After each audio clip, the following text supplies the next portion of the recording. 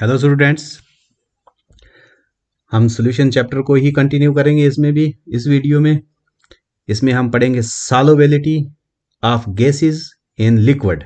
लेकिन उससे पहले हम देखेंगे सॉल्युबिलिटी क्या चीज़ है। तो सॉल्युबिलिटी हो गई amount of substance in grams या फिर सीसी, अगर वॉल्यूम है तो सीसी, अगर वेट है तो grams. Amount of substance in grams और cc dissolved in unit volume of a particular solvent to form saturated solution at given temperature and pressure। तो दिया हुआ जो टेम्परेचर और प्रेशर होगा उसके ऊपर जो सैचुरेटेड सॉल्यूशन बन जाए उसको बोलेंगे हम सॉल्युबिलिटी। कितने ग्राम सॉल्यूट जो है वो डिजॉल्व होता है किसी सॉल्वेंट में सैचुरेटेड सॉल्यूशन बनाने के लिए, और टेम्परेचर और गिवन टेम्परेचर और प्रेशर पर, तो उसको हम बोलेंगे सॉल्युबिलिटी। यूनिट है इसके, इट्स यूनिट आर, किस में नापेंगे हम इसको, ग्राम्स पर लीटर, या फिर अगर वॉल्यूम लिया है या ग्राम्स पर लीटर या फिर मोल पर लीटर, मोल पर लीटर में। तो ये इसके यूनिट हो गए। तो अब हम देखते हैं solubility of gas in liquid में चेक करते हैं solubility of gas in liquid. Solubility of gas in liquid क्या हो गया, it is defined as the volume of gas in CC dissolved in unit volume of a particular solvent to form the saturated solution at given temperature and pressure। तो कितना volume in CC में, millilitre of, मतलब millilitre of gas, कितना volume जो है वो dissolve है पर millilitre of the solvent saturated solution बनाने के लिए, उसको हम बोलेंगे solubility of the gas in liquid. Pressure ज्यादातर इसमें होगा, कितना प्रेशर, कितना होगा 1 एटमॉस्फेयर, 1 एटमॉस्फेयर पे जो गैस घुलेगी किसी लिक्विड में, तो उसको हम बोलेंगे solubility of the gas in liquids. अब हम देखते हैं factors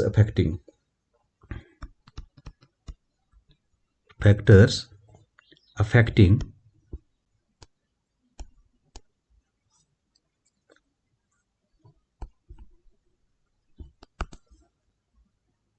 the solubility of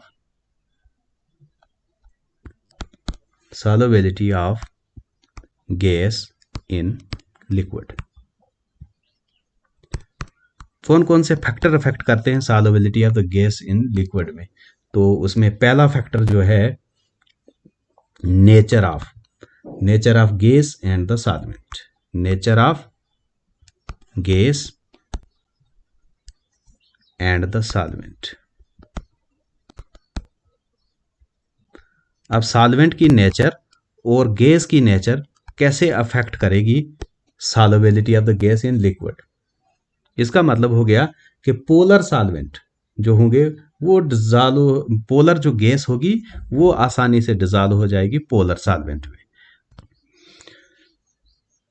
polar gas easily dissolved in polar solvent, for example HCl in water. Polar जो होगा पोलर में आसानी से घुलेगा क्योंकि ये आपस में फोर्स ऑफ अट्रैक्शन हो जाएगी। जैसे HCl है तो H डेल्टा पॉजिटिव चार्ज आ गया H पर, क्लोरीन पर डेल्टा नेगेटिव। इसी तरह वाटर में भी नेगेटिव पॉजिटिव पोल बनेंगे और पोल डाइपोलर अट्रैक्शन होगी। इसकी वजह से ये आसानी से इसमें डिजॉल्व हो जाएंगी। It is expressed by saying like dissolve like, मतलब पोलर में घुल जाएगा और नॉन पोलर में। The non polar gas is dissolved in non polar solvent gas is like carbon dioxide, HCl, ammonia are highly soluble in water. ये आसानी से पानी में घुल जाएंगी। While hydrogen, oxygen, nitrogen are less soluble in water, ये कम soluble होती है। However gases like oxygen, nitrogen are easily soluble in ethyl alcohol. लेकिन अगर ये हम ऑर्गेनिक सॉल्वेंट में लेंगे इन गैसेस को, ये आसानी से घुल जाएंगी।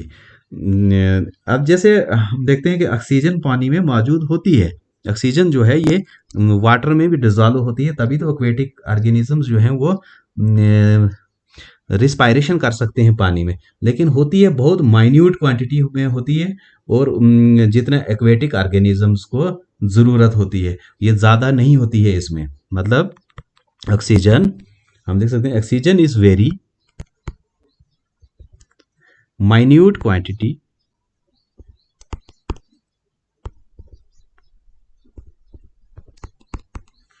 is present in water, is present in water, which is just sufficient for aquatic organisms, for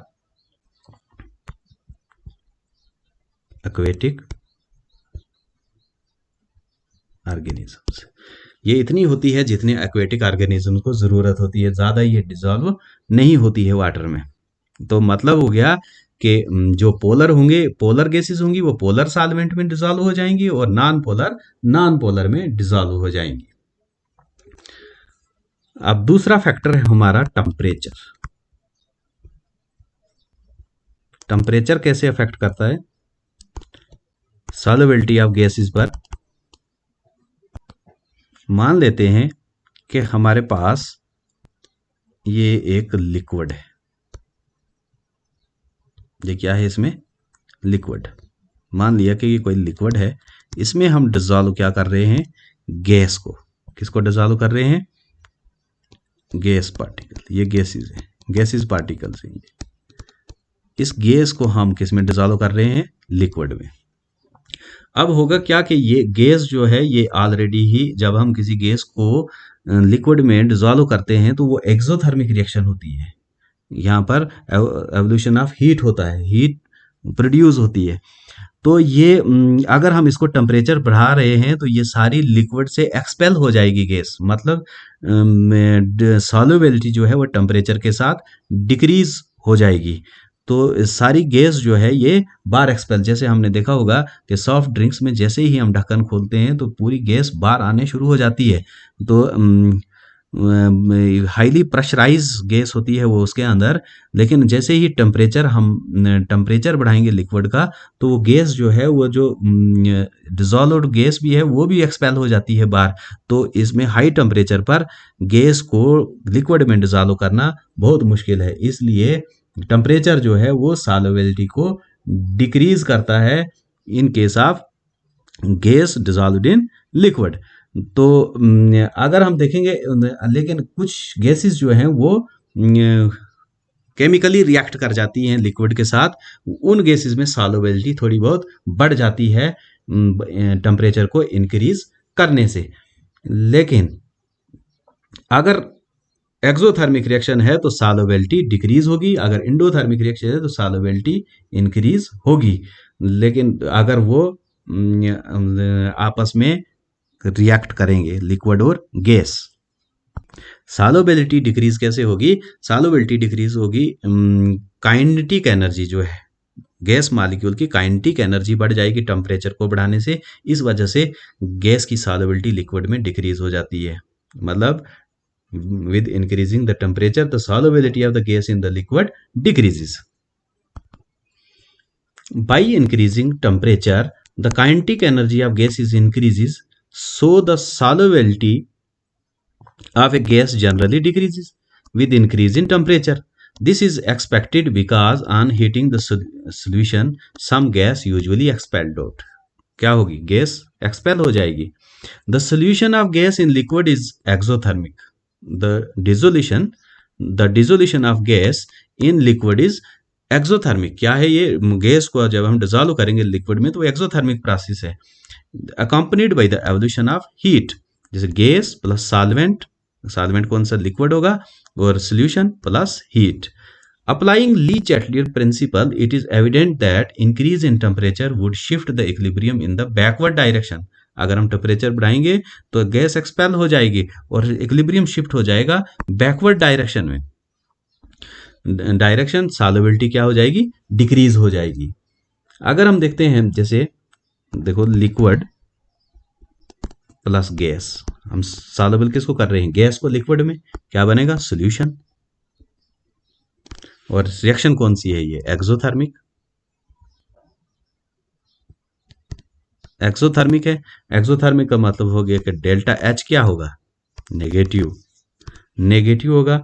इधर डेल्टा एस भी नेगेटिव, क्योंकि हम गैस को किस में डाल रहे हैं, उसमें डाल रहे हैं, लिक्विड में सॉल्युबल कर रहे हैं, तो इसकी एंट्रोपी जो है वो भी चेंज हो रही है। एंट्रोपी, एंट्रोपी एक्चुअल में होता क्या है, एंट्रोपी, एंट्रोपी हो गई रैंडमनेस। इधर रैंडमनेस खो रही है गैस, रैंडमनेस, या फिर हम इसको बोलते हैं फ्रीडम, फ्रीडम खो रही है गैस। जैसे आपको पता है, जैसे बादल हैं, बादल में एंट्रोपी ज़्यादा होती है। क्लाउड्स, अगर क्लाउड से रेन होगी, क्लाउड्स जो हैं अगर वहाँ से बारिश हो रही है, तो क्या हो रहा है, डेल्टा एस जो है वो डिक्रीज हो रहा है, डेल्टा एस डिक्रीजेस, क्योंकि एंट्रोपी कम हो रही है, नेगेटिव है, तो तभी बारिश आ रही है। इसी तरह से अगर हम देखो, एक बहुत इंपॉर्टेंट रिलेशन बताता हूँ आपको, जैसे delta G is equal to delta H minus T delta S. अगर हम ये लगाते हैं तो स्पॉन्टेनियस प्रोसेस के लिए क्या होगा, डेल्टा जी क्या होना चाहिए, नेगेटिव, क्या होना चाहिए, मैं लिख लेता हूं इधर, if you want to dissolve, want to dissolve gas in water, gas in water, it means process should be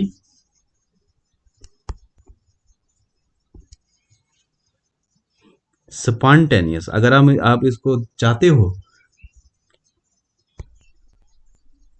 कि हम इसको घोल दें, किस में, गैस को लिक्विड में घोल दें, तो डेल्टा जी क्या होना चाहिए, नेगेटिव। लेकिन यहाँ नेगेटिव कहाँ, यहाँ अगर टेम्परेचर बढ़ाएंगे ये पॉजिटिव आ जाएगा।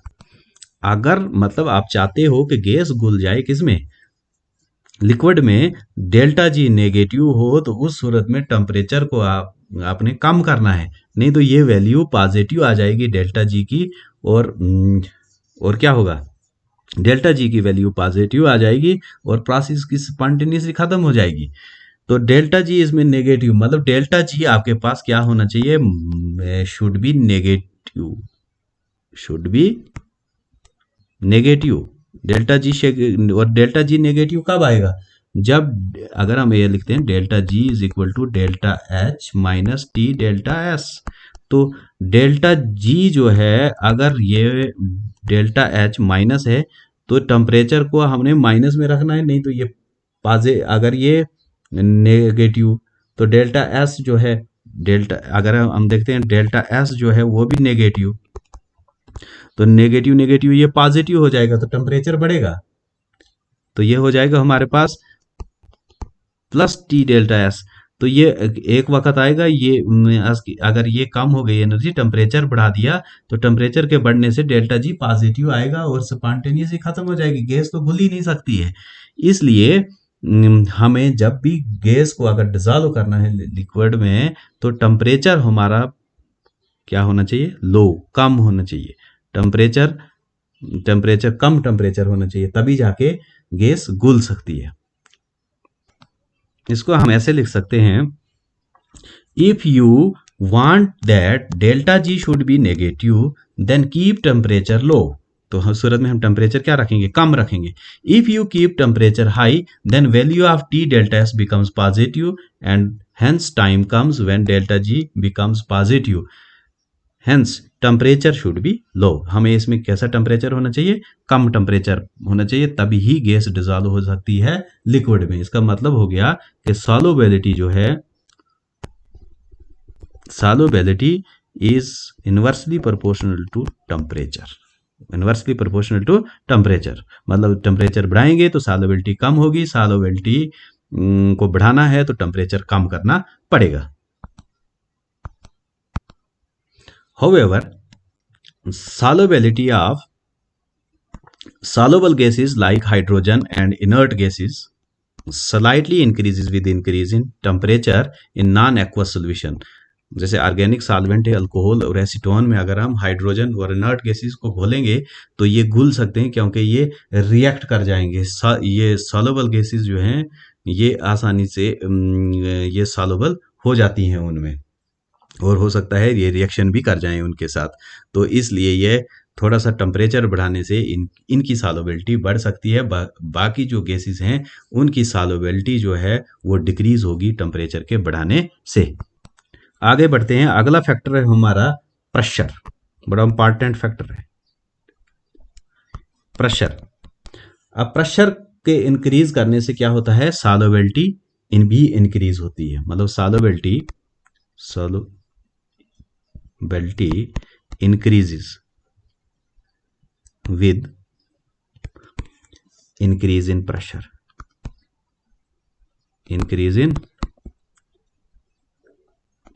प्रेशर। इसका मतलब हो गया प्रेशर बढ़ाएंगे, प्रेशर क्या करेंगे, प्रेशर बढ़ाएंगे तो सॉल्युबिलिटी भी बढ़ेगी। आपने देखा होगा कि कोल्ड ड्रिंक्स की बोतल में कार्बन डाइऑक्साइड जो होती है वाटर में डिसॉल्व कैसे होती है, और जैसे ही प्रेशर हटाते हैं तो एकदम बाहर आती है। तो प्रेशर को अगर हम इंक्रीज करेंगे तो सॉल्युबिलिटी जो है वो इंक्रीज होगी। इसी को बोलते हैं हम हेनरी लॉ। अब आगे हमारा बहुत इंपॉर्टेंट है हेनरी लॉ।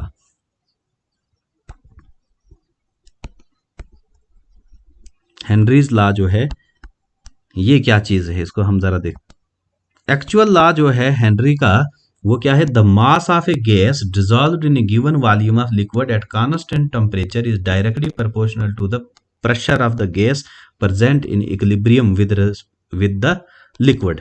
तो लिक्विड के साथ जब जो मास होगा गैस का वो कितना डिसॉल्व होगा, जितनी गैस प्रेजेंट होगी अंदर लिक्विड के अंदर, जितना मास उसका लिक्विड के अंदर होगा तो उतना ही। जैसे अगर हम देखते हैं वॉल्यूम ऑफ द गैस जो है वो कितनी है m, तो वो डिसॉल्व जो है वो किस पर डिपेंड करेगी, वो प्रेशर ऑफ द गैस। या फिर हम इसको लिख सकते हैं m इज इक्वल टू, अगर प्रोपोर्शनलिटी को हटाएंगे हम यहाँ से तो ये बन जाएगा KHP। KH जो है वो हेनरी कांस्टेंट है, KH हेनरी कांस्टेंट, इसको हम बोलेंगे हेनरी कांस्टेंट। लेकिन इस केस में इस लॉ को उल्टा लगाना है हमने इस केस में। यहां पर ये नहीं काम करेगा, इधर हमने और कुछ लिखना पड़ेगा। ये एक्चुअल लॉ है हेनरी का कि कितना वॉल्यूम जो है mass of the given gas dissolved in a given volume of the liquid at constant temperature, वो डायरेक्टली डिपेंड करेगा प्रेशर के ऊपर कि कितनी गैस डिसॉल्व है उसके अंदर। तो लेकिन यहां पर हेनरी लॉ जो है वो दूसरे तरीके से यूज कर। यहां पर जो हेनरी लॉ होगा वो होगा the partial pressure applied by any gas on liquid surface is directly proportional to the mole fraction of the gas present in liquid solvent.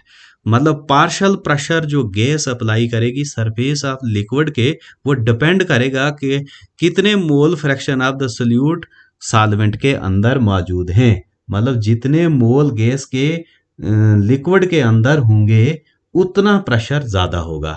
मतलब प्रेशर जो है वो डायरेक्टली प्रोपोर्शनल होगा सॉल्युबिलिटी, किसके ऊपर, सॉल्युबिलिटी के ऊपर। तो मतलब, और दूसरा प्रेशर बढ़ाएंगे तो सॉल्युबिलिटी भी बढ़ेगी। तो प्रेशर जो होगा वो प्रोपोर्शनल किसके होगा, मोल फ्रैक्शन के। कितने मोल फ्रैक्शन सोल्यूट सॉल्वेंट के अंदर मौजूद हैं, मोल फ्रैक्शन।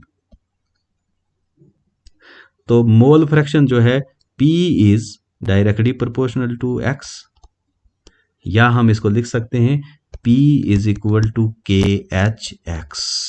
KH क्या है यहां पर, KH है Henry constant, Henry constant.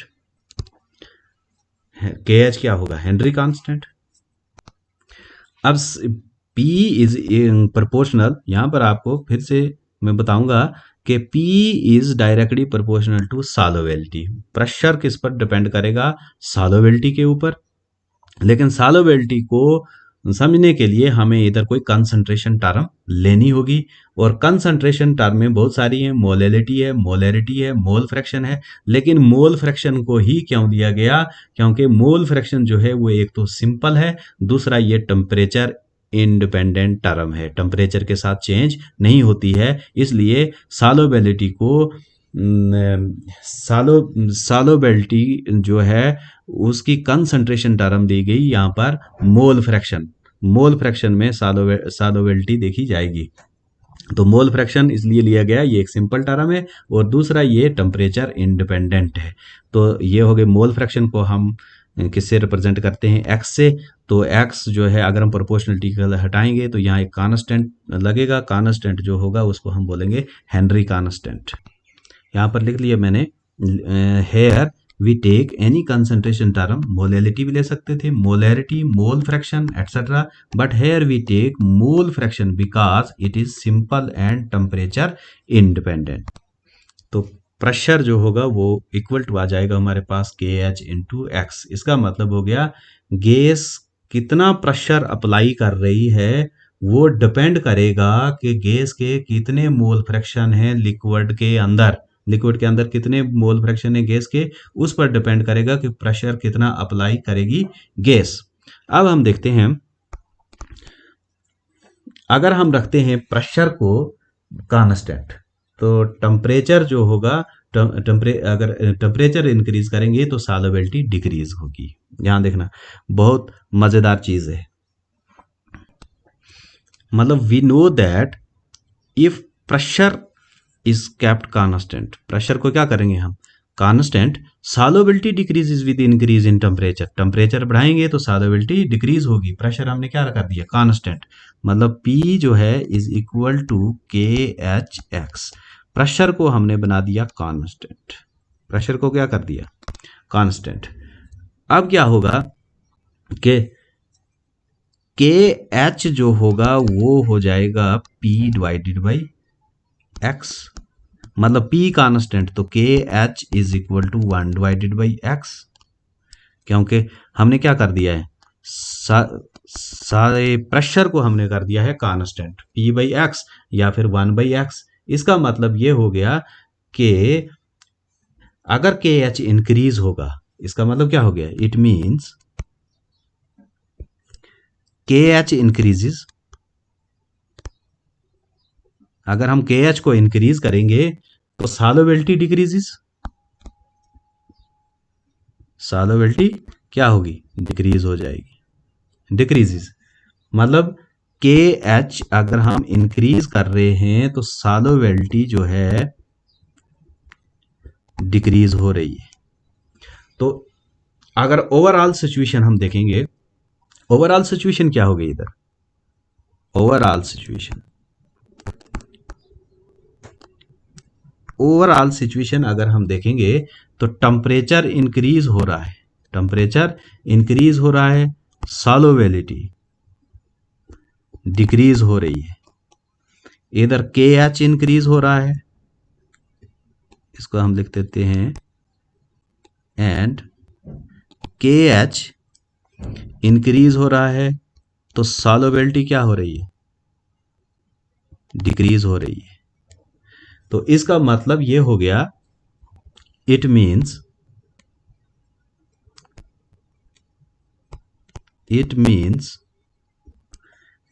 T is directly proportional to K H, मतलब टेम्परेचर, अगर टेम्परेचर इंक्रीज होता है तो के एच की वैल्यू भी बढ़ेगी। तो क्या होगा, टेम्परेचर इंक्रीज होगा तो के एच की वैल्यू बढ़ेगी। अब हम एक ग्राफ ड्रा करते हैं इससे,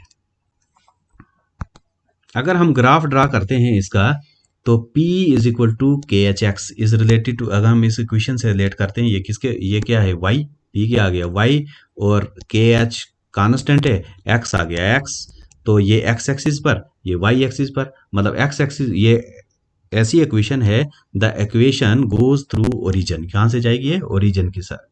एक्स एक्सिस पे हमने क्या लिया मोल फ्रैक्शन, वाई एक्सिस पे क्या लिया प्रेशर, जिसको हम partial pressure of the gas लेंगे।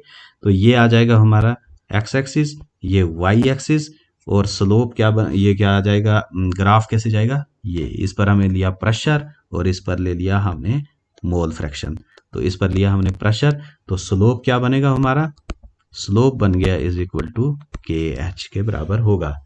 अगर हम यूनिट देखेंगे किसके, यूनिट देखेंगे के एच के, यूनिट ऑफ के एच, तो वो सेम होंगे किसके, same as that of pressure, same as that of pressure.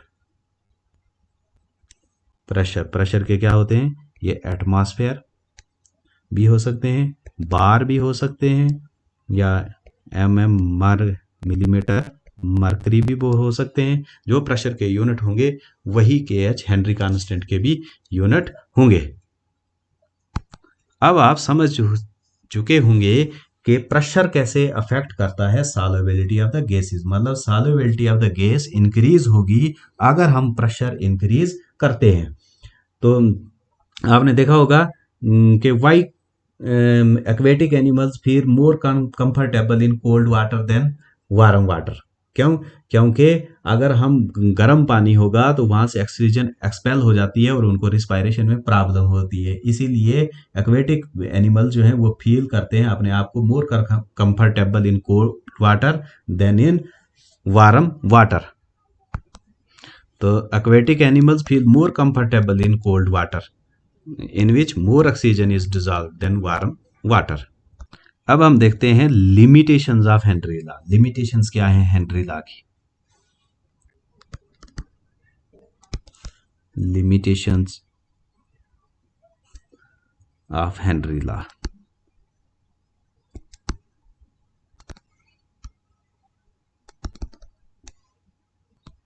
क्या लिमिटेशंस हैं इसकी, ये जो हेनरी लॉ है ये एप्लीकेबल होगा सिर्फ और सिर्फ किसके लिए, जिस जहाँ पर the pressure should be low and temperature should B high, वहाँ पर एप्लीकेबल होगा। The gas should be have like an ideal gas, जहाँ पर आइडियल गैस जो है वो बिहेव करेगी कैसा, आइडियल गैस की तरह बिहेव करेगी।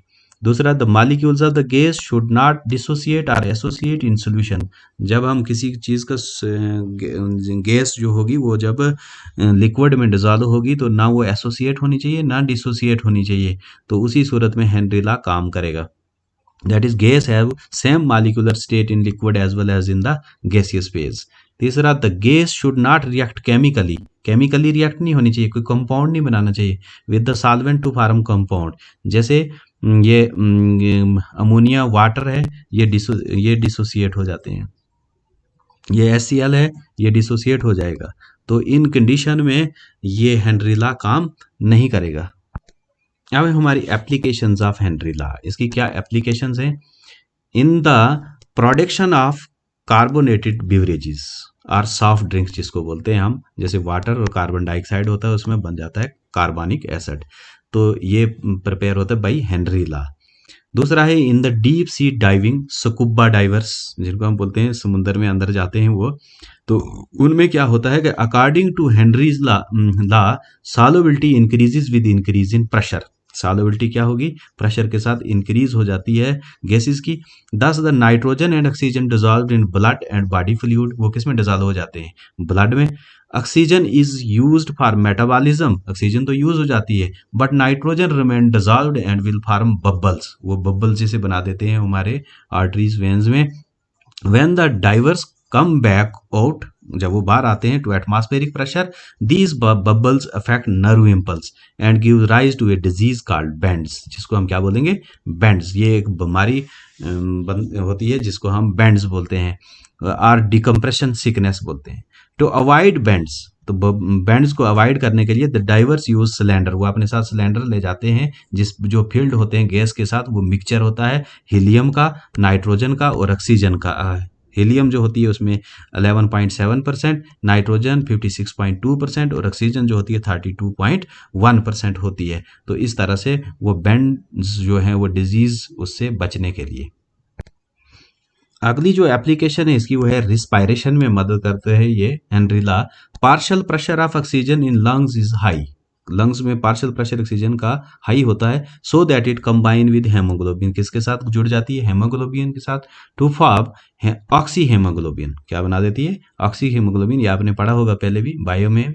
And partial pressure of oxygen in tissue is low, hence oxygen is released from oxyhaemoglobin. तो जब टिश्यू में पहुंचती है तो वहां इसका पार्शियल प्रेशर कम हो जाता है, तो ये रिलीज हो जाती है, which is utilize for the function of cells. तो वो ऑक्सीजन जो यूटिलाइज हो जाती है सेल के फंक्शन के लिए। तो ये है एक एप्लीकेशन इसकी।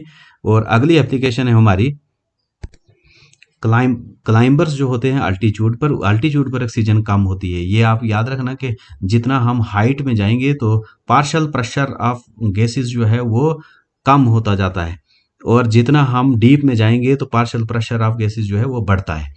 तो इसमें क्या है, for climbers or people living at high altitude. At high altitude partial pressure of oxygen is low, वहां पर कम होता है। हेंस क्लाइंबर्स फील वीक, क्योंकि उनको ऑक्सीजन नहीं मिलती है पूरी, तो वो अपने आप को कमजोर महसूस करते हैं। And hence unable to think properly, वो प्रॉपरली सोच भी नहीं सकते हैं, और उस बीमारी को हम बोलते हैं एनोक्सिया। वो एक एनोक्सिया डिजीज है, तो उस वजह से उनको उसमें सोचने में दिक्कत आती है, वो सही तरीके से सोच नहीं पाते हैं। तो it is all about the solubility of gases in liquid. तो नेक्स्ट वीडियो में हम पढ़ेंगे solubility of solids in liquid.